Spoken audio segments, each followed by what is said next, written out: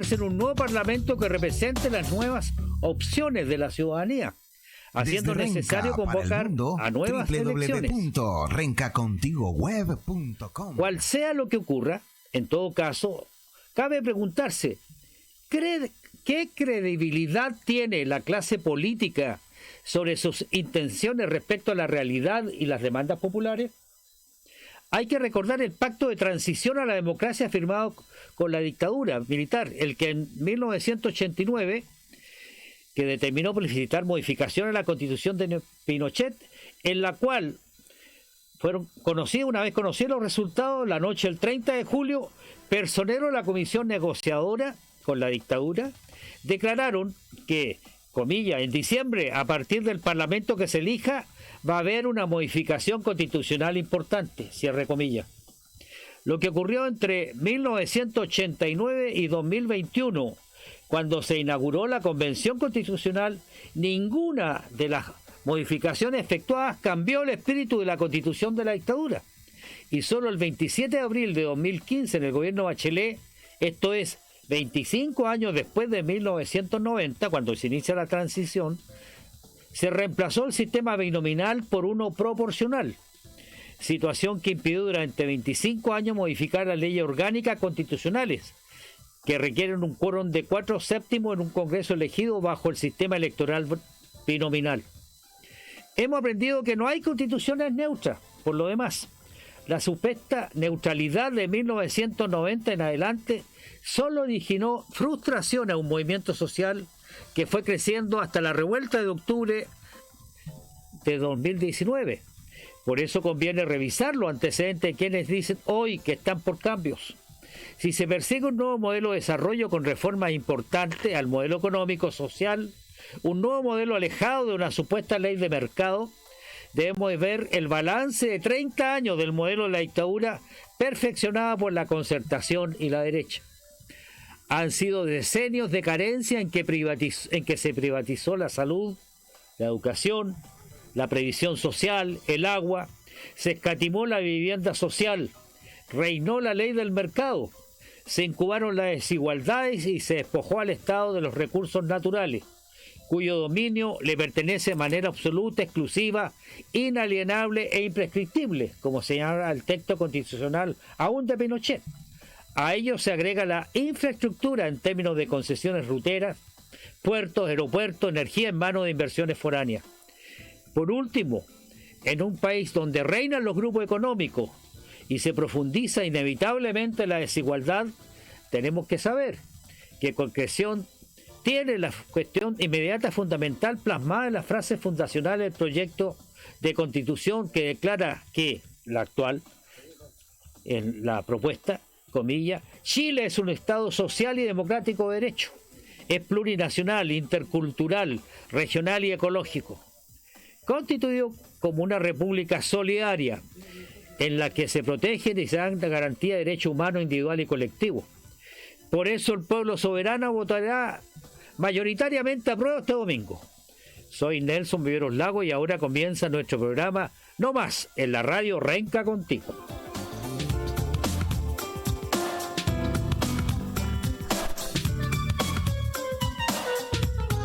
Este será nuestro último programa antes del plebiscito. Estamos a 4 días en que esto ocurra. Por lo tanto, tenemos un invitado que nos distingue con su presencia. Es don Gabriel Salazar Vergara. Como todos sabemos, porque ha estado con nosotros, es historiador, titulado como profesor de Estado, Historia, Geografía y Educación Cívica. Además, en las carreras de Filosofía y Sociología en la Universidad de Chile.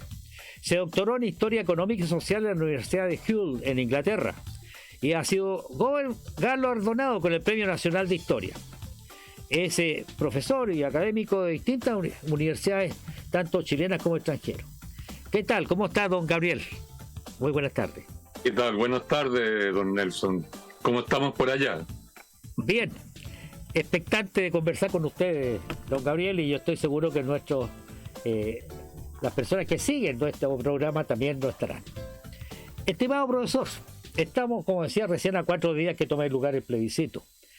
¿Qué comentario le merece a usted el ambiente político, social e ideológico con que este está tomando lugar? Bueno, hay que recordar que soy historiador, ¿no? Sí. Y he estado estudiando problemas similares, o sea, procesos constituyentes, desde que se iniciaron estos procesos ya por 1822-23 hasta el día de hoy.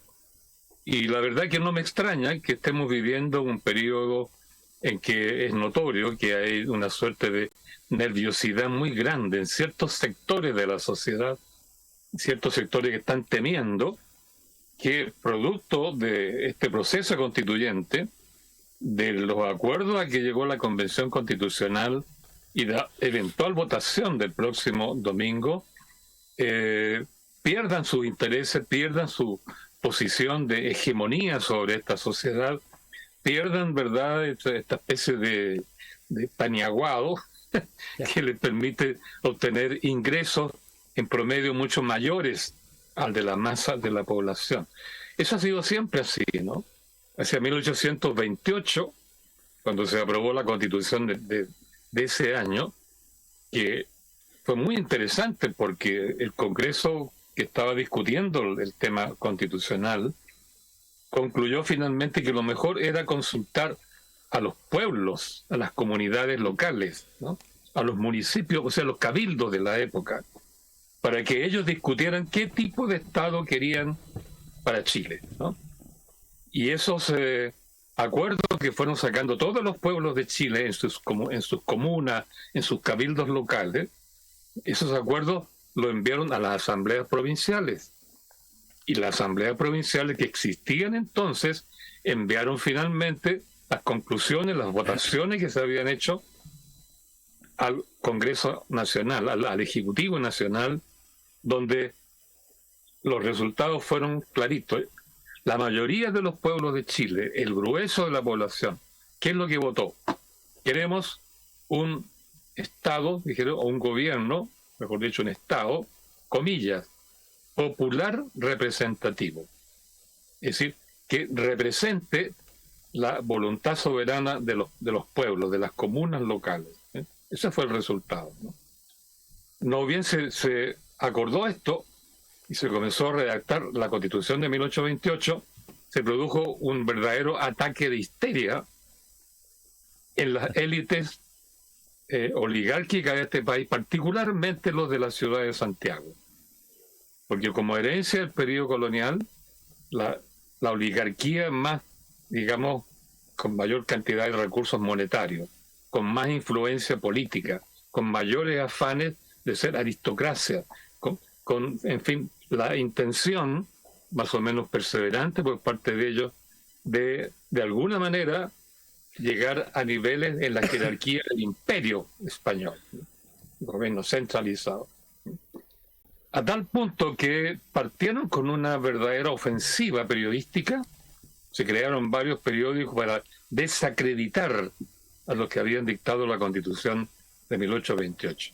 Ahí los llamaron pipiolos, que es una manera de decir hambrientos, ¿no? Miserables. Es un insulto. La palabra pipiolo era un insulto en la época, porque equiparaba a los que habían redactado la Constitución del 28 con los pollitos, ¿no? Que hambrientos, pequeñitos, sin ningún poder, digamos, picotean las migas que los comensales de las mesas de la gente de recursos botaban al suelo. Entonces ellos comparaban los que habían redactado la Constitución del 28 con esos pollitos que estaban viviendo de las sobras que caían de la mesa de la gente de bien, ¿no? De ahí el nombre pipiolo. El propio Diego Portales fundó un periódico para atacar, ¿no? Lo llamó El Hambriento, ¿no?, para atacar a los pipioles. Desacreditaron la Constitución del 28 de mil maneras distintas, pero como no tenían mayoría en el Parlamento, como habían perdido en el proceso constituyente, habían perdido porque no pudieron aprobar el proyecto que la élite de Santiago llevaba, ¿no es cierto?, finalmente optaron por el camino violento. Como dijo un autor por ahí, se pasó de la política a otros medios de acción. Y lo que hicieron fue, ¿ya?, juntar dinero don Diego Portales y Palazuelo, y sus amigos comerciantes, juntaron como 120.000 pesos de la época, que era algo así como aproximadamente, ¿no? Unos 100.000 millones de pesos de hoy día. Y con ese dinero compraron la voluntad política de algunos oficiales del ejército, entre ellos un oscuro general llamado Joaquín Prieto, el primo hermano de este, el sobrino de este, que era don Manuel Bulnes. Otros suboficiales engancharon bandidos, montoneras, y con eso armaron un ejército para atacar el gobierno regido por la Constitución del 28 y destruir la Constitución del 28. Fue una reacción violenta, fue una reacción violenta, ¿no? Fue una reacción sin duda desesperada. Pero fijarse una cosa, ellos como eran minoría política, claramente una minoría política. La mayoría la formaban las comunas populares, que eran como 45 en todo Chile, ¿no? Mientras Santiago, con su élite aristocrática, era una sola, ¿no?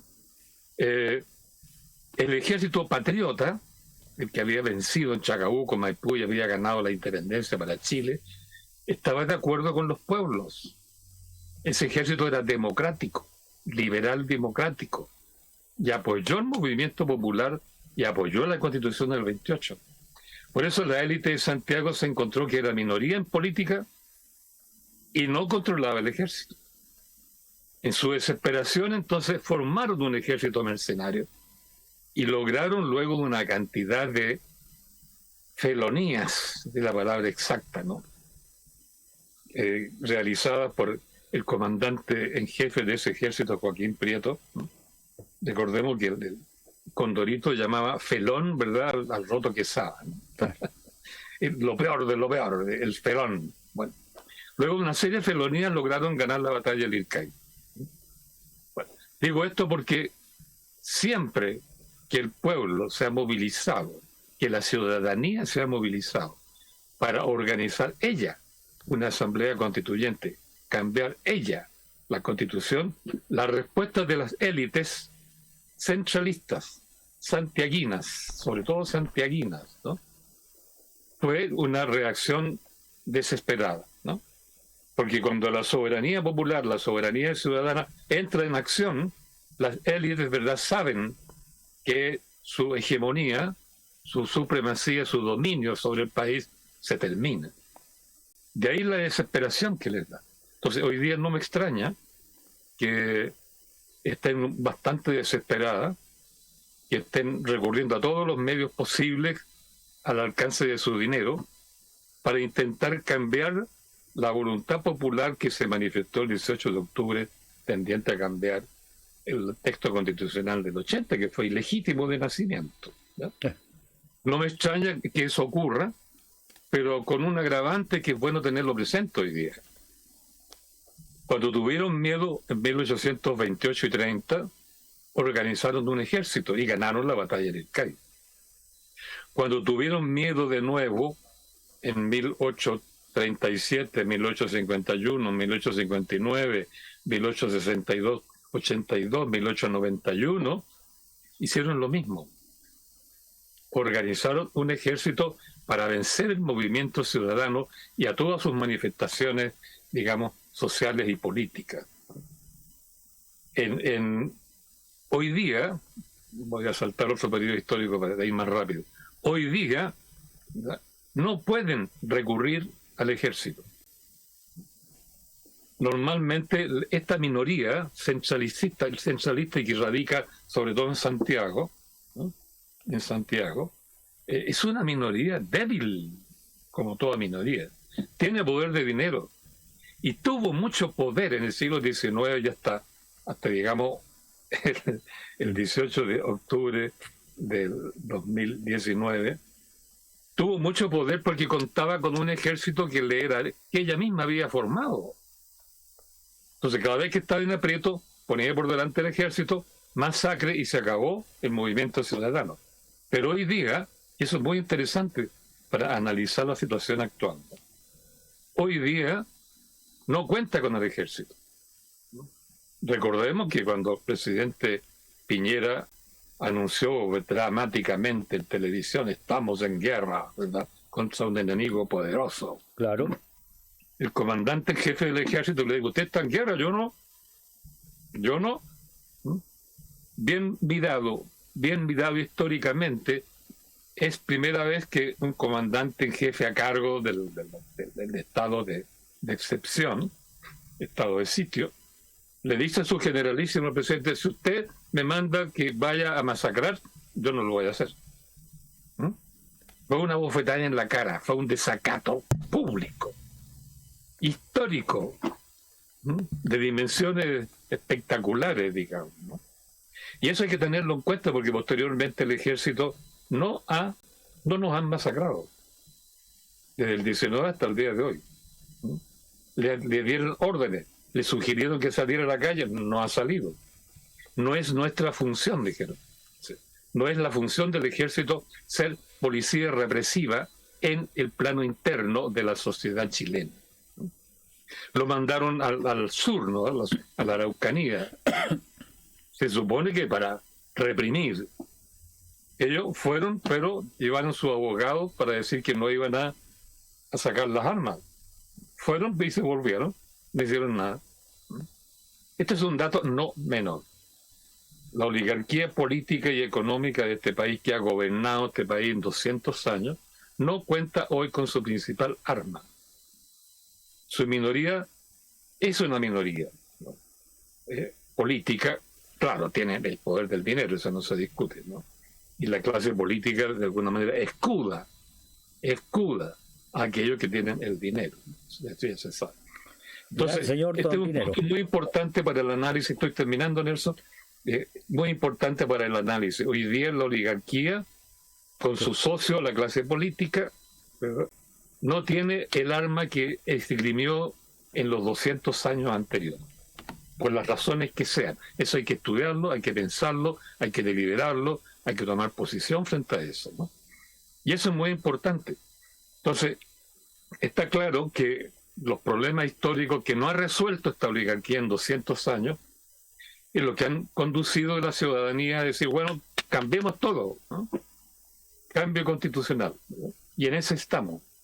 Pero el conflicto que impide que la ciudadanía logre alcanzar su objetivo no es tanto el ejército hoy como lo fue antes. Hoy día el obstáculo que encuentra para que la ciudadanía logre soberanamente, legítimamente cambiar lo que quiere cambiar es la clase política civil, los partidos políticos, los políticos, etcétera, ¿no? Eso lo muestran las distintas encuestas que se vienen haciendo en Chile desde 1991. Lo hemos dicho varias veces, ¿no? Ya en 1991, primer año gobierno de la Concertación, Patricio Aylwin, la ciudadanía, ante una encuesta que le hicieron, en un 54% dijo, no creo en los políticos, no creo en los partidos, no creo en la politiquería de los políticos, ¿no? El 57%, más de la mitad de los chilenos. Eso en 1991. Y esa cifra ha ido creciendo. Y ustedes pueden recordar la encuesta que publicó el CEP, Centro de Estudios Públicos, en el mes de julio, uno el 10 de julio y otro hacia fines de julio, comienzos de agosto, que respondió a la ciudadanía ante la típica pregunta, ¿usted confía en los políticos? El 96% de los chilenos, de los ciudadanos chilenos, dijeron, no creo en los políticos, no me gustan, no confío en ellos. 96%. Sí. ¿Cuál es el obstáculo para que avance la ciudadanía chilena en este proceso de cambio constitucional? Pues la clase política. El conflicto cese. Y eso es lo que está en juego el día domingo próximo, ¿verdad? O la clase política que fue la que le rayó la cancha al proceso constituyente y produjo la Convención Constitucional, y ahora no le gusta el producto que entregó la Convención Constitucional, tiende a seguir pensando que ella es la que maneja todo el proceso. Entonces no entendió que el 18 de octubre era contra ella, no entendió que el proceso constituyente era contra ese pasado de 200 años sin soberanía popular actuando, ¿no? Entonces, el conflicto es este, y no hay duda que si gana uno o gana el otro, el apruebo o el rechazo, los políticos van a querer de todas maneras manejar lo que viene después del apruebo o lo que viene después del rechazo. Eso téngalo por seguro. O sea, el conflicto sigue, haya o no haya aprobación de la Constitución. Ahora, claro, hay razones para votar de una manera o de otra, es cierto, pero no hay que olvidar el conflicto de fondo. El problema es cómo resolver los problemas históricos que se arrastran por 200 años y que no ha resuelto ningún gobierno. Eso es lo que la ciudadanía quiere cambiar. Ese es el problema. El conflicto es, frente a ese proceso, es el conflicto entre la clase política civil que nos ha mandado en 200 años y la ciudadanía como pueblo soberano. Eso es lo que está en juego, y yo creo que estamos viviendo un periodo histórico extraordinariamente importante, extraordinariamente significativo, y eso es un desafío para cada uno de nosotros, porque tenemos que pensar aquí ya no como seguidores de partidos políticos, ideología ni nada, sino como tenemos que tomar decisiones como ciudadanos responsables, soberanos, ¿verdad?, que deliberan entre sí para tomar los acuerdos que se necesita aplicar a este país. Ahí estaría redondeando, maestro, la idea gruesa. Me parece, pero bastante claro y contundente, además con la explicación histórica de trasfondo, que confirma lo que día atrás apareció en El Mostrador, un artículo de Salvador Ruiz Tagle, un investigador del Observatorio de Historia Reciente América Latina y Chile de la Universidad de la UDP, que analizaba la existencia en Chile de una supuesta polarización social, o si este es solo de su élite política, esta polarización, decía, y que estaría aumentada sin rigor por una prensa muy poco rigurosa, cargada de fake news y otros fenómenos artificiosos. Se inscribe en esa línea, entonces, la explicación suya, profesor, en el sentido que hay aquí temas de fondo, ¿no?, que cruzan y que tensionan. Ahora, esa tensión, ¿cómo se puede expresar? ¿Cómo se puede prever que expresar? ¿Cómo se manifiesta la clase política, ¿no?, frente a la prueba, una prueba que gane, por ejemplo? ¿Cuál usted cree que va a ser, profesor, la reacción, la situación que va a producirse? No, lo que hay que hacer, lo que se debe estudiar, lo que se debe de alguna manera conocer a fondo, es la naturaleza de lo que es una clase política. Lo que es una clase política, ¿no? Se habla de clase política cuando los representantes que uno elige, ¿no?, en quien delega, digamos, la capacidad de decisión sobre los problemas que nos afectan, ¿no?, cuando uno elige representantes sin mandato soberano del pueblo. Si usted elige a alguien sin mandato, es porque está dándole en el fondo una carta blanca, ¿no?, para que en el fondo realice lo que él promete o lo que él puede, pero sin mandato. O sea, el hombre tiene un margen, el representante ahí tiene un margen de acción libre. Él puede hacer lo que quiere o lo que le conviene, ¿se fija?, o lo que le conviene a su partido, ¿no? El problema entonces es que cuando uno elige representante con ese margen de libertad de acción, que le permite hacer cosas que le convienen a él o le conviene a su partido, entonces significa que allí esa representación no me va a representar fielmente nuestros problemas y nuestras necesidades y nuestros mandatos. Por eso cuando estamos eligiendo gente sin mandato, y eso lo estamos haciendo desde 1830 hasta el día de hoy, la misma Convención Constitucional, elegimos a los convencionales sin mandato. Los elegimos porque, bueno, pensaba así, pensaba así, nos prometió esto, es una oferta del otro tipo, es simpático, agradable, sabe hablar, parece que me interpreta bien, ¿verdad? O son del partido en el que yo creo, o milito, ¿no?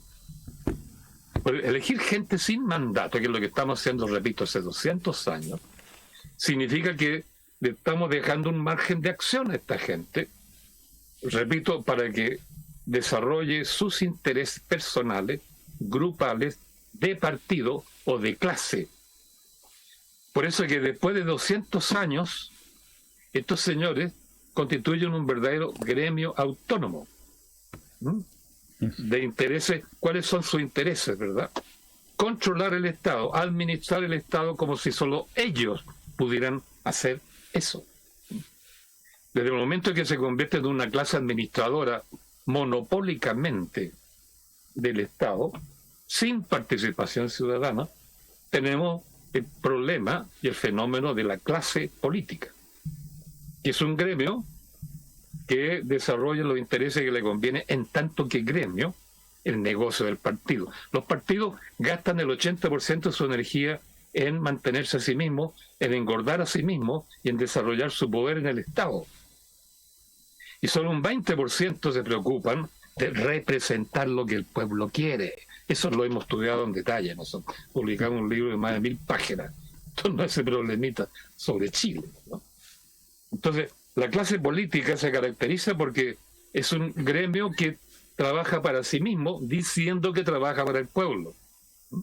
Por eso cuando el pueblo, lo que dije hace un rato, se moviliza para cambiar la estructura del sistema político y cambiar el sistema de representación, se unen entre todos ellos. Llegan a acuerdos, la política de los acuerdos que le llaman, constituyen un gremio. Fundaron históricamente lo que se llamó el Club de la Unión. ¿Por qué se llamó así, no? Pues justamente ahí todos los políticos se unieron. Ahí conversan lo que no pueden conversar en el Congreso, porque ahí le toman acta, ¿no es cierto? Están los taquígrafos tomando acta, allá ahora la grabadora. Entonces, la clase política es un fenómeno que se crea bajo el amparo de lo que se llama democracia liberal con voto individual.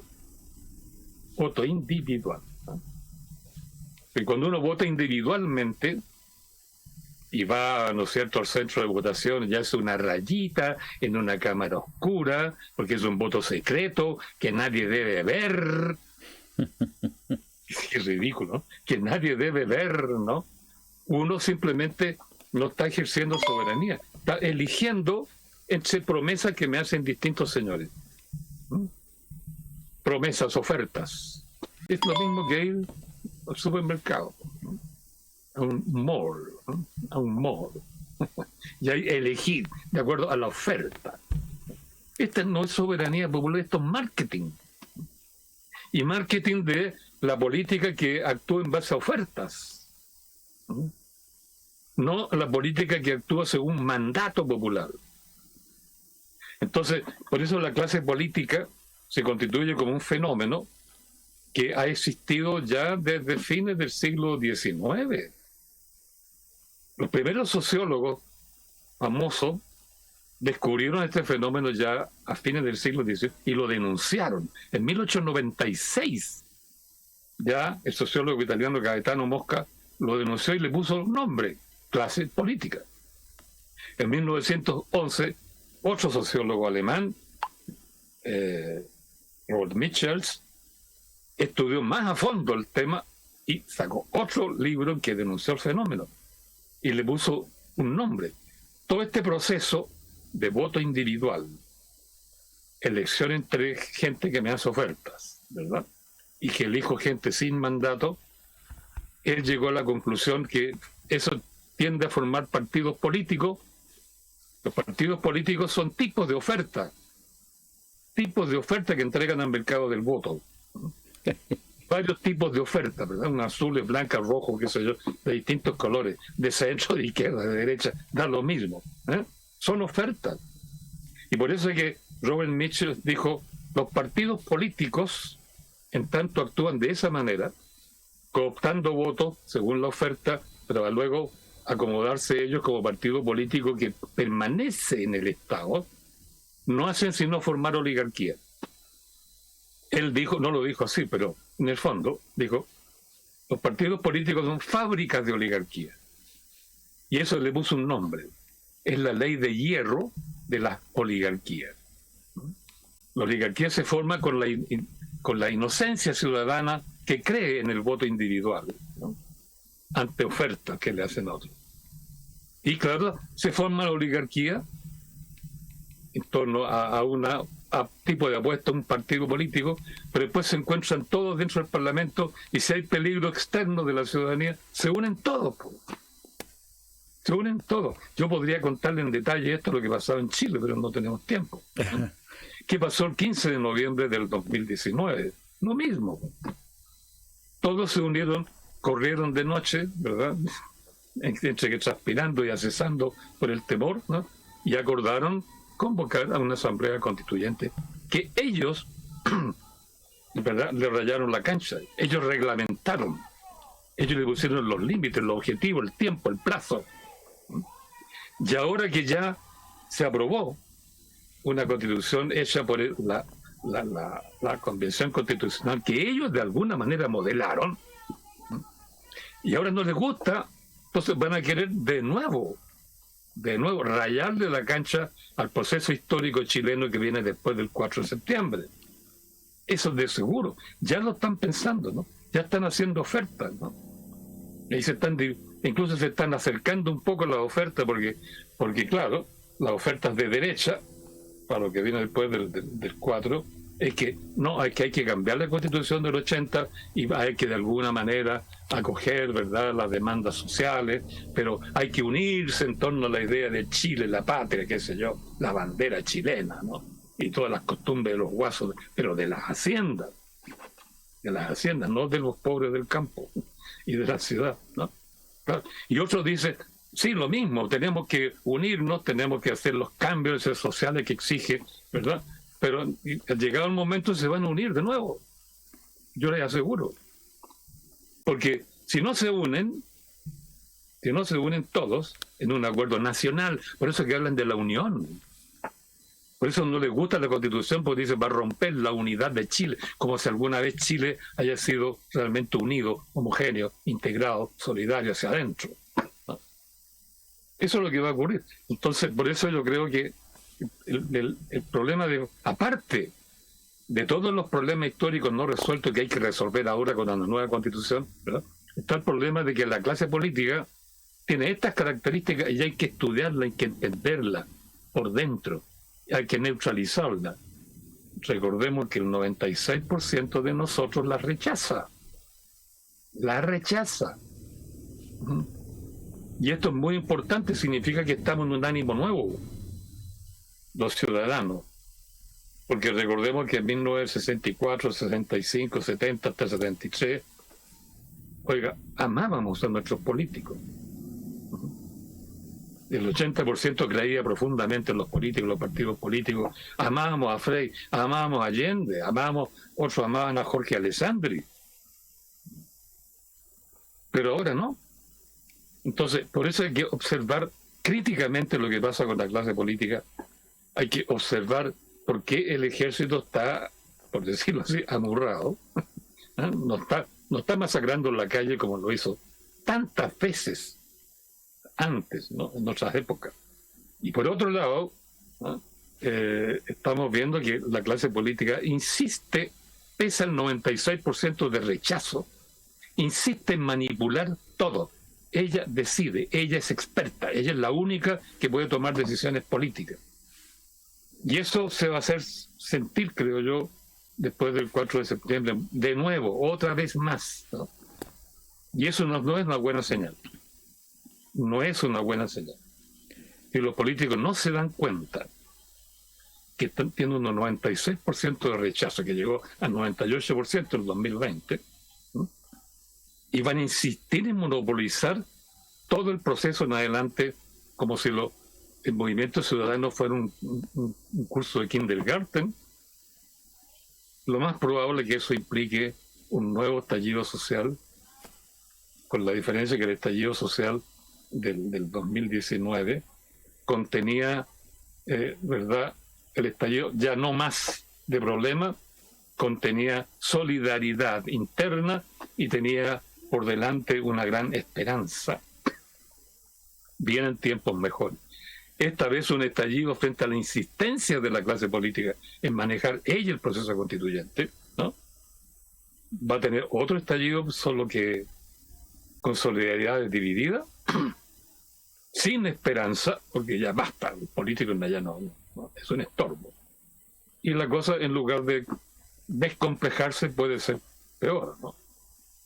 Yo creo que es importante pensar las cosas profundamente y particularmente ser consciente de lo que necesitamos nosotros los ciudadanos es ser de una vez y por todas realmente soberanos. Y eso es lo que prima, creo yo, históricamente en el proceso que sigue después del 4 de septiembre. Esa es la variable profunda. Ujú. Es el proceso profundo. Cómo ser soberano desde la comunidad local, desde la comunidad ciudadana, desde nosotros mismos, y no estar dependiendo, ¿verdad?, de los señores que nos hacen oferta y después no cumplen. Eso, maestro, podría decir yo respecto a ese problema. Bueno, usted nos deja aquí planteados varios trabajos de reflexión. Uno, este rol que usted destaca en que el ejército chileno, quizás por extensión, no sé si podemos decir las Fuerzas Armadas en general, yo tengo mi duda respecto a la Marina, aunque no ha habido desborde por ese lado tampoco. Hay que, dice usted, desentrañar, ¿no?, lo que está ahí ocurriendo. Un interesante legado que dejó el anterior comandante en jefe del ejército, que después tuvo que dejar su puesto, de reflexión, ¿no?, que salió publicado, pero se le prestó muy poca atención, donde había elementos de autocrítica, entre paréntesis, se lo menciono ahora de pasada, pero le vamos a volver a prestar atención, ¿no? Y probablemente en algún programa vamos a ponerlo en la mesa. La siguiente tarea que nos da usted es desentrañar cómo la clase política se conforma, cómo actúa, para poder anticiparnos y poder liberarnos de este traje de acero que nos han puesto como pueblo. Y lo otro es justamente esto, cómo es ser plenamente soberano. Si gana la prueba, ¿qué cree usted que puede ocurrir? ¿Ha adelantado algún juicio, alguna proyección de esta crisis, de esta tensión, clase política, soberanía popular? Bueno, yo creo que si gana la prueba, vuelvo a repetir una cosa, si gana la prueba o gana el rechazo, el proceso ciudadano de empoderamiento, de desarrollo de su soberanía va a seguir. Porque esa es la variable histórica profunda, ¿no? Nosotros estudiamos los procesos históricos y nos damos cuenta que los procesos profundos, que son medio subterráneos, que están a nivel de la conciencia histórico-cultural de la ciudadanía, son los más potentes y siguen avanzando pese a los escollos que puedan encontrar en ciertos momentos. Son fuerzas que no paran, ¿no? Y se van mostrando poco a poco en procesos largos, pueden durar 40, 50, 60 años. Piensen ustedes que en el 2001 salieron los cabros chicos gritando "la Asamblea manda", el 2001. Y el 2018, 17 años después, recién planteamos un estallido social que obligó a convocar una asamblea. Y todavía estamos con la asamblea a medio. O sea, este es un proceso que se perfila, creo yo, para 30, 40, 50 años. Y la fuerza profunda es esta tendencia ciudadana a hacer política por sí mismo. Ciudadanización de la política, dijo las Naciones Unidas en 1998. Bueno, eso para adelante. Entonces, esa es la cuestión importante, ¿no? Pase lo que pase, eso va a seguir. Y eso hay que tener un dato que hay que tenerlo clarísimo. Pero además hay que tener presente que ¿qué sabe hacer la ciudadanía como masa de la calle? Bueno, sabe señorear la calle, ¿no? Eso lo aprende. 200 años que no ha podido participar en el proceso político, 200 años que ha estado trabajando desde la calle. Eso sí que lo sabe hacer. Y si la ciudadanía queda descontenta, o porque la prueba no funcionó bien, o que el rechazo tampoco funcionó bien, le aseguro que esa variable va a aparecer de nuevo, y con toda la experiencia acumulada en 200 años de estar en la calle, gritando, pataleando, exigiendo, luchando, ¿no? Eso por un lado. Ahora, por separado, yo creo que si gana el apruebo, la ciudadanía se va a encontrar a poco andar, dígase lo que se diga de otros problemas, con dos herramientas políticas de poder. En realidad, tres herramientas políticas de poder. Porque la Constitución del 22, le vamos a llamar, ¿no?, la que entregó la Convención Constitucional, es muy novedosa, es muy completa en cuanto enuncia una cantidad impresionante de derechos. Ahí están todos los derechos imaginables, más o menos, ¿no? Más o menos, ¿no? No los voy a enumerar porque son muchos, pero son derechos. Son enunciados, tal cosa debería ser. El enunciado del derecho no garantiza que ese derecho se va a realizar en la práctica. Claro. Para que un derecho funcione en la práctica se requiere poder efectivo, ¿no? Bueno, por eso yo no... La lista de derechos están ahí, es muy larga, todo el mundo la conoce, ¿no? Lo interesante es si la Constitución le entrega poder a la ciudadanía para convertir en realidad sus derechos, porque el texto dice el Estado garantiza, pero es una palabra hueca. Ya sabemos que el Estado no garantiza en los hechos la mayoría de los derechos que tiene su Constitución, ¿no?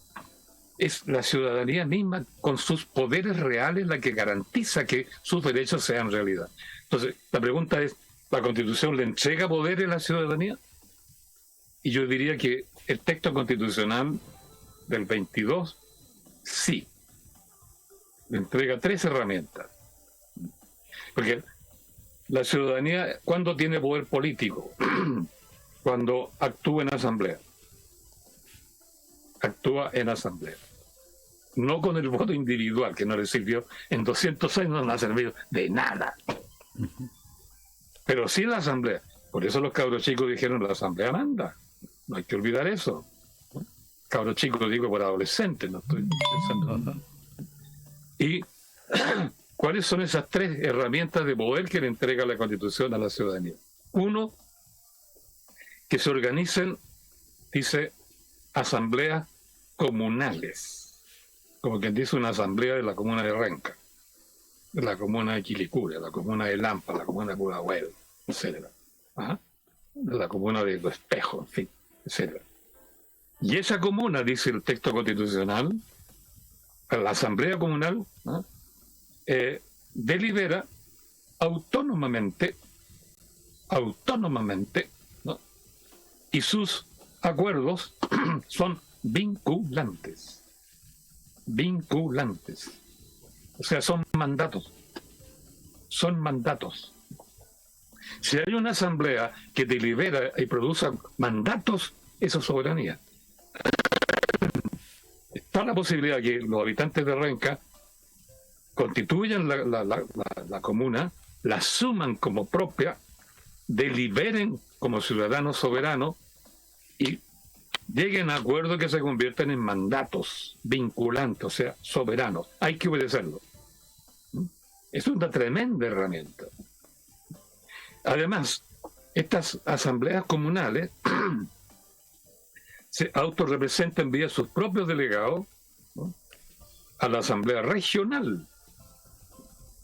La asamblea regional también es autónoma, sus acuerdos también son vinculantes y abarcan una región. No pensemos tanto en Santiago, que es más complicado, pensemos en el norte grande, de la asamblea, por decir, de Iquique, de Calama, de otras partes, ¿verdad?, constituye una asamblea del norte grande, y eso va a tener una capacidad de acción tremenda. Porque si hay una conciencia regional clara en Chile, es la del norte grande. Y van a haber tantas asambleas como regiones haya. O sea, la soberanía popular tiene un escalón poderoso, que es la asamblea comunal, De ahí sube a un escalón más amplio que es la Asamblea Regional y termina con la Cámara de las Regiones a nivel nacional, donde se autorrepresentan las asambleas regionales. Es decir, esta Constitución nos ofrece, ¿verdad?, una escalera participativa de la comuna, a la región, a la nación, en donde en todas partes los acuerdos que se tomen son vinculantes, o sea, son soberanos, son mandatos. Esta misma estructura, los nombres cambiaron, esta misma estructura es la que tuvo la Constitución de 1828 que mencioné al principio. En esa oportunidad los nombres fueron distintos, pero la idea es la misma, ¿no? La base del Estado eran las asambleas comunales con el nombre de cabildo.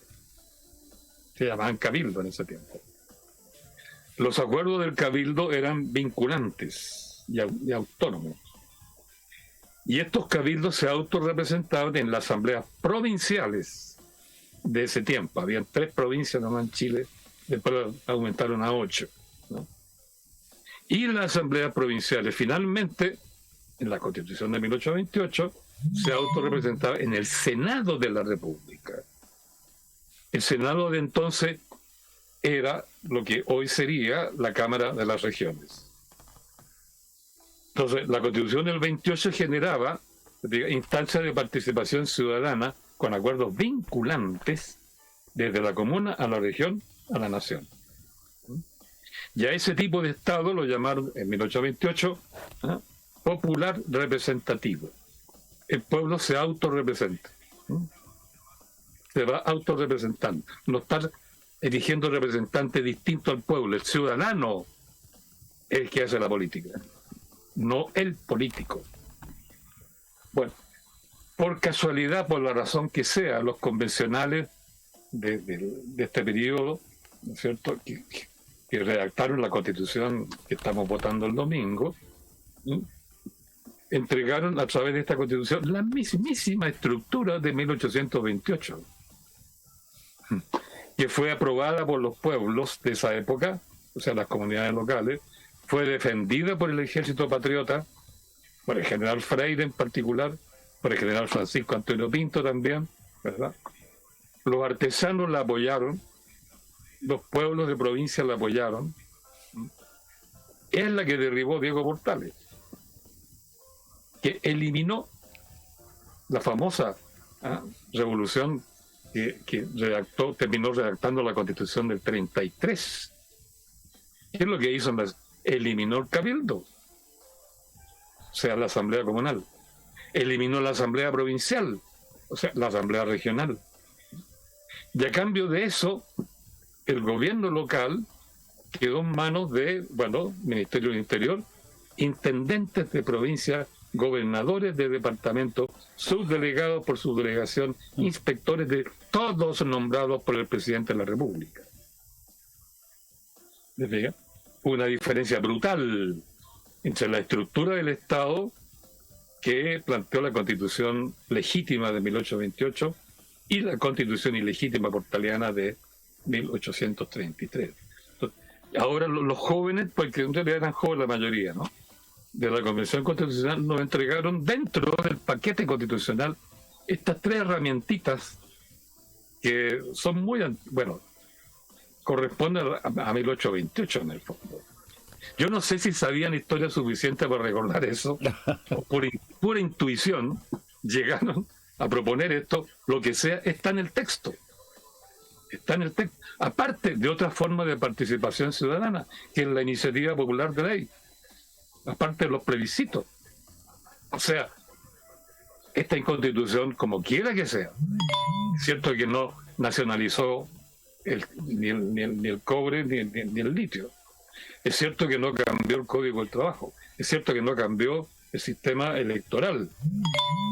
Pero, con todos esos problemas, esos defectos, entregó estas herramientitas, ¿no?, que no son nada de despreciables, diría yo, ¿no?, y que coincide, calza con el movimiento ciudadano de ciudadanización de la política y desarrollo de la soberanía popular y exclusión, por tanto, progresiva de la clase política. Claro que la misma Constitución y esa es la otra cara de la medalla, mantiene intacto el mismo sistema electoral anterior.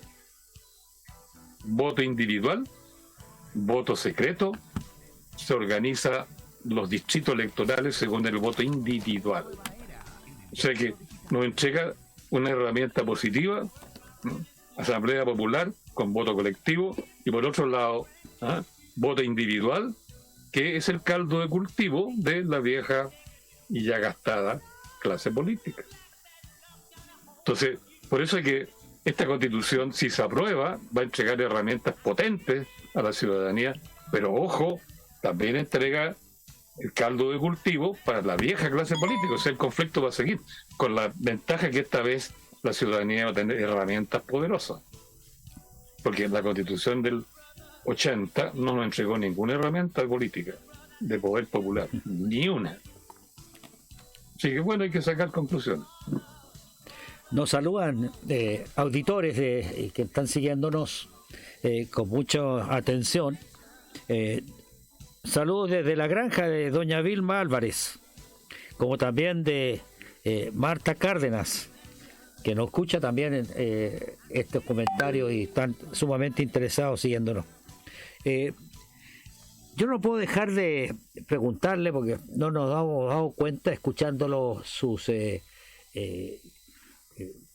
explicaciones, sus antecedentes históricos que sirven de trasfondo para entender el presente y poder pensar cómo construir el camino futuro.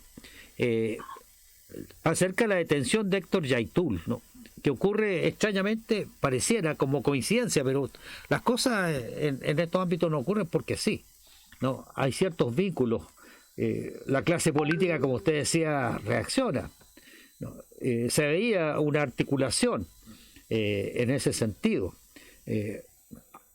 Con el marco de debate de la Constitución acerca del tema de los pueblos originarios, la plurinacionalidad, la definición regionalista del carácter del Estado, que había levantado un griterío tremendo de los sectores pudientes del país.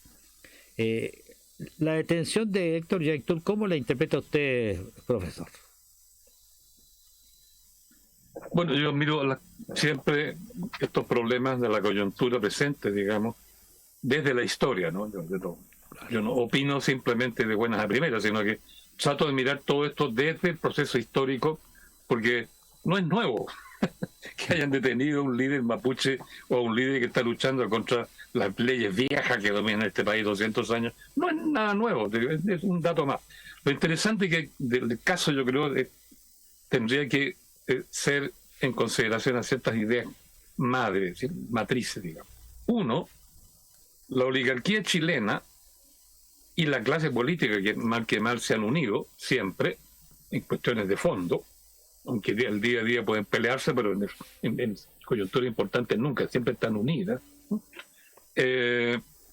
Han comulgado, valga la expresión, han comulgado con lo voy a poner así alegórico, con la hostia de la nación única, indivisible, homogénea, la patria, ¿no? Tanto la clase política como la vieja oligarquía aristocrática de Santiago, porque la oligarquía de alguna manera siempre es de Santiago, ¿no? La que domina a nivel... Ambas comulgan la idea de que la nación, no los pueblos en plural, la nación, repito, no los pueblos en plural, ¿no? Es la que detenta la soberanía. Y la nación la han postulado como una unidad. Por eso que salieron todos los otros días a la calle con poncho y bandera chilena y carreta, como si las carretas fueran importantes hoy el día de hoy, ¿no? Porque hablan de la patria, la tradición chilena, la bandera chilena, ¿verdad? El guaso, qué sé yo, etcétera, etcétera, etcétera, ¿verdad? Como una sola unidad. ¿Mm? Una sola unidad. Los que hacemos historia social sabemos que Chile nunca como sociedad ha sido homogénea, unida, solidaria. Nunca. ¿No? Podrán decir que tuvo un gobierno unitario, ok, un Estado unitario centralizado en Santiago, ok, pero eso no significa que el pueblo chileno, la sociedad chilena ha sido homogénea, unida, solidaria, ¿verdad? Indivisa. Todos los historiadores sabemos que había una oligarquía que siempre estaba en Santiago, empresarial, más mercantil que industrial, capitalismo barato, más que capitalismo verdadero, muy unido a una clase política, porque a ambas les conviene mantener el Estado tal como ha sido desde 1833. Se unen en eso, ¿no? Entonces, como siempre predican la unidad, que Chile está por encima de todo, que se le exige al ejército dar la vida por esta unidad nacional, ¿no? Que a los niños también se les enseña a dar la vida si es necesario en defensa de la patria, ¿no? Como si todos tuviéramos el mismo padre, ¿no? Sin duda es una necesidad política de las élites que controlan todo el país desde un centro. La realidad muestra que esto nunca ha sido así. Para empezar, Santiago construyó Chile para sí misma, por sí misma, ¿no? Y la élite de Santiago, ¿verdad?, siempre ignoró a las provincias. Hasta el día de hoy, un resabio de eso, ¿no? El pueblo mapuche, ¿verdad?, está siendo atacado, se le ha quitado sus tierras, le impiden luchar para recuperar sus tierras, ¿verdad? Lo están atacando por todos lados, lo acusan de terroristas, etcétera, ¿verdad? Un ejemplo. Otro ejemplo. La comunidad, el pueblo de Calama, es un pueblo pobre, que ahora es más pobre porque 1/3 de su población son inmigrantes más pobres todavía que los calameños. Y Calama tiene un territorio que es el desierto, ¿no? Algunos ríos pasan por ahí por allá, ¿no? Un desierto. Y ese desierto en su subsuelo tiene las riquezas mayores de Chile. Cobre. Antes tuvo el salitre. Ahora está por tener el litio. Si el territorio, ¿verdad?, pertenece al pueblo que está allí por soberanía, resulta que el pueblo de Calama no tiene soberanía ni sobre el cobre que está bajo su subsuelo, ni sobre el litio, ni lo tuvo sobre el salitre. Esa riqueza partieron a Santiago o partieron a otros países. Problema, fijan, que la nación exige absorber toda la riqueza para hablar de la riqueza de Chile. Pero el salitre era calameño, el salitre era del norte, el salitre era del pueblo de allí. Se lo arrebataron. A los mapuches le quitaron la tierra de Frentón, ¿verdad? A esta gente le quitaron sus minas, ¿no?, y otras cosas más, ¿no? Es decir, están unidos los chilenos. El concepto de Chile como nación única, unida, indivisa, le garantiza igualdad a los calameños frente a Santiago, a los calameños frente a los empresarios extranjeros, al pueblo mapuche frente, qué sé yo, a otros pueblos, Santiago, por decir, Valparaíso, Viña. No, pues. Este país nunca ha sido una unidad indivisa homogénea, solidaria. Nunca. Nunca, ¿no? Tenemos un pueblo mestizo, yo siempre hablo del pueblo mestizo, que nunca nadie ni siquiera tiene una historia del pueblo mestizo. Pero existe, son reales. Se les ve por la calle. Usted para en un semáforo ahí, en la Alameda, frente al cruce donde está la calle Ahumada, y más o menos cerca de la Universidad de Chile, y ve pasar, ¿verdad? Míralo nomás, sáquele foto, y es el pueblo mestizo. Clarísimo, clarísimo. El pueblo mestizo se apoderó del centro de la capital. Están arrancando todas las grandes empresas, ¿eh?, que allí habían. Los bancos, qué sé yo, están yendo. El centro está quedando desocupado en Chile. ¿Por qué razón? Porque el pueblo mestizo no haya dónde colocarse, y donde se coloca, arrancan los otros. ¿Es esto unidad? ¿Es esto la indivisión que postulan los que hablan de la patria con mayúsculas y se pone el día domingo, qué sé yo, el 18 de septiembre, un ponchito para asimilar que es un guaso cuando nunca han sido guasos? Ni saben lo que es un guaso. Porque el guaso no es este señor de sombrero tipo cowboy, ¿no es cierto? Y un ponchito que le llega al ombligo, que no lo protege de nada, con grandes botas de cuero, y espuelas de plata. Ese nunca jamás ha sido el guaso. Ese es el patrón de fondo. Disimula ser guaso. El verdadero guaso nunca tuvo espuelas de plata, ni botas de cuero, ni ponchitos ridículos que no sirven de nada. Podría describir yo el guaso en detalle, el verdadero guaso, de nada que ver con ese, ¿no? La unidad es necesaria para los que hegemonizan un país desde arriba y legítimamente. Por eso proclaman la unidad y la imponen. Ahí está el problema del pueblo mapuche. El pueblo mapuche no se le reconoce como pueblo. España reconoció al pueblo mapuche como pueblo, incluso porque el pueblo mapuche le ganó la guerra a España. La primera guerra de Arauca la ganó el pueblo mapuche contra España, y los españoles reconocieron eso. A tal punto que el poeta máximo, uno de los grandes poetas españoles y el poeta máximo que tenía Chile en términos de gran poema, ¿no?, Alonso de Ercilla y Zúñiga, ¿qué dijo del pueblo chileno pensando en el pueblo mapuche? La gente que produce es tan granada, tan gallarda, fuerte y belicosa, que no ha sido por rey jamás regida, ni por pueblo extranjero sometida. Es un reconocimiento de los españoles derrotados por los mapuches a la grandeza del pueblo. Y el Estado chileno santiaguino, con clase política y oligarquía adentro, no ha reconocido jamás. Entonces, claro, no se atreven los políticos a reconocer la autonomía del pueblo mapuche, porque si lo reconocen, las madereras tendrían que irse. Y los grandes empresarios que la utilizan y que están destruyendo el bosque nativo y agotando los recursos de agua de la zona, ¿verdad? Y no van a atreverse, son aliados, no van a atreverse a eliminar a esta gente. Entonces, claro, no se atreven.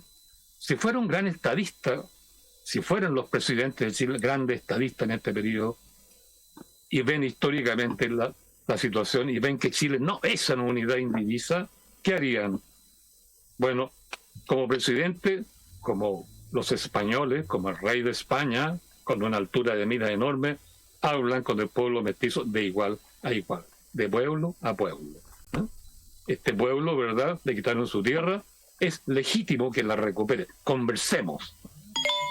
Eso es lo que debería hacer un presidente chileno que entiende que el pueblo chileno no es una construcción metafísica, sino una sociedad diversa, heterogénea, desigual.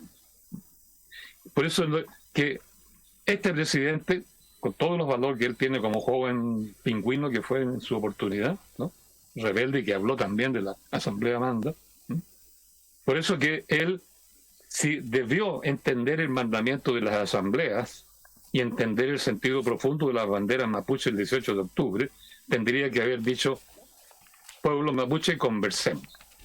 Claro. De pueblo a pueblo, porque este pueblo mapuche es más antiguo que el chileno, ¿verdad? Es dueño de la tierra, más dueño que el chileno. Conversemos, negociemos y resolvamos su problema de una vez, reconociendo que a usted le quitaron el territorio, que no es poca cosa. Pero no, lo han tratado como terroristas, tomaron presos a Yaitul, ¿verdad? Que lo que dijo en una entrevista fue lo que está hecho el pueblo mapuche desde que es pueblo.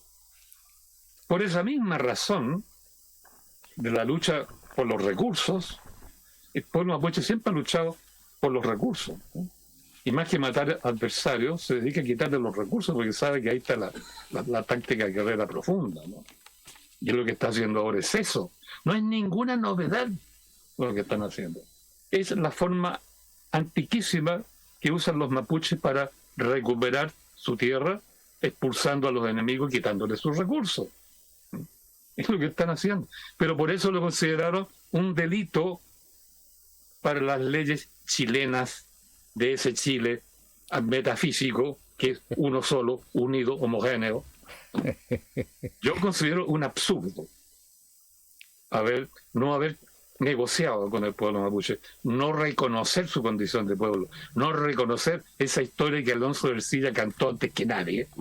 5 siglos un pueblo defendiendo su territorio, tratando de recuperar su cultura, su identidad, su autonomía, los franceses en chapó, hay que sacar el sombrero y no andar tomando preso a un líder que dice simplemente la verdad histórica de un pueblo que es el único en el mundo que lleva 5 siglos luchando por recuperar. No, yo creo que el tema de Aitul tiene un trasfondo gigantesco, y si nuestros políticos, nuestros empresarios no entienden ese trasfondo histórico, una de dos, una de tres: o son ignorantes, no conocen la historia real de este país.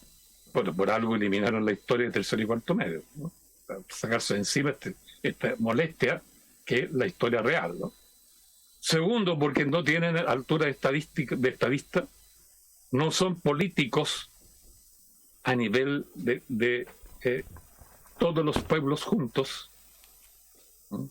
Son apenas políticos de intereses particulares, ¿no? O en tercer lugar, no quiero decirlo, pero habría que decirlo igual, son tontos. Son tontos. Quien no entiende eso, porque es tonto. Eso diría yo más. Gracias, profesor. Nos saluda Laura Payán desde Temuco. Nos envía un fuerte abrazo. Y Luis Villegas dice: felicitaciones por la clase magistral del profesor. Lamentablemente este tipo de análisis no se muestra en los medios masivos. Si así fuera, dice, el apruebo arrasaría. Yo no puedo dejar de decir algo similar, profesor. Yo creo que ha tenido usted, hemos tenido, gracias a usted, una oportunidad tremenda de tener acceso a un pensamiento que tiene un gran trasfondo, ¿no?, de la disciplina suya, de la historia, ¿no?, que por lo demás es fundamental para poder entender el presente que devenir hemos tenido como nación, como pueblo, ¿no? Este pueblo mestizo al cual nosotros pertenecemos y en el cual también compartimos territorios con nuestros hermanos de los pueblos originarios, particularmente el pueblo mapuche. Hemos llegado a la hora de término, desgraciadamente se nos hizo pero cortísimo. Después del 4 de septiembre vamos a encontrarnos nuevamente. Muchas gracias por su presencia, profesor. Sus palabras. Gracias por la invitación, maestro, y bueno, que nos sea el futuro de lo mejor posible para todos nosotros. Así que, muchas gracias y buenas noches. Muy buenas noches, profesor. Luego procuraré hacer una llamadita corta a usted. Un agradecimiento a todos, a todas que nos siguieron esta noche en nuestro último programa antes de lo que se resolverá el domingo. Siguiendo las palabras de don Gabriel Salazar, diríamos que pase lo que ocurra, gane el apruebo, el rechazo, la tarea sigue estando en nuestras manos, ¿no? Esta es una radio fundada en lo local, ¿no?, vinculada a su territorio, pero que se proyecta a partir de su identidad hacia el resto de las comunidades de otras comunas, a través de este medio y de otros tantos que existen. No, el ser humano tiene distintas aristas por las cuales se expresa, y no solamente el de vivir, el ser vecino de un lugar. Por lo tanto, hemos compartido siempre estas emisiones con distintos sitios del país, ¿no?, donde llega ubicuamente por la tecnología nuestra voz. Siempre recordando al final del programa, como ahora, a los presos políticos que siguen detenidos desde el 2019 en la revuelta popular, como también a los comuneros mapuche que están en la lucha en las cárceles del país, en la zona sur, algunos con huelga de hambre exigiendo que sus derechos humanos no sean irrespetados. Sus prerrogativas como pueblo-nación siguen estando intactas, más allá de la actitud represiva de ignorante o de gente que sirve intereses poderosos en nuestro país. El presente de lucha, pero el futuro es nuestro. Hasta el próximo martes. Pero este domingo vamos a estar en la comuna. Vamos a estar cubriendo el acontecer de las elecciones. Esta radio se la juega por su comuna. Está comprometido con información y con apoyar el espíritu cívico de nuestros vecinos y vecinas. Así que nos encontraremos el domingo, seguramente, cuando usted concurra a votar a las distintas mesas de nuestra comuna. Ahí va a estar la radio Renca contigo. Muy buenas noches.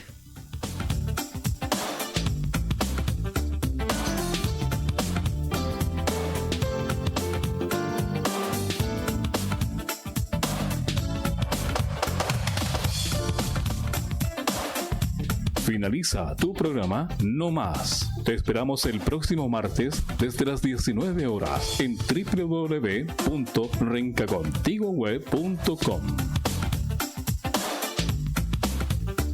Las opiniones vertidas en este programa son de exclusiva responsabilidad de quienes las emiten. Por lo tanto, no representan necesariamente el pensamiento de www.rencacontigoweb.com. Desde Renca para el mundo, www.rencacontigoweb.com. Te indicamos la hora en rencacontigoweb.com.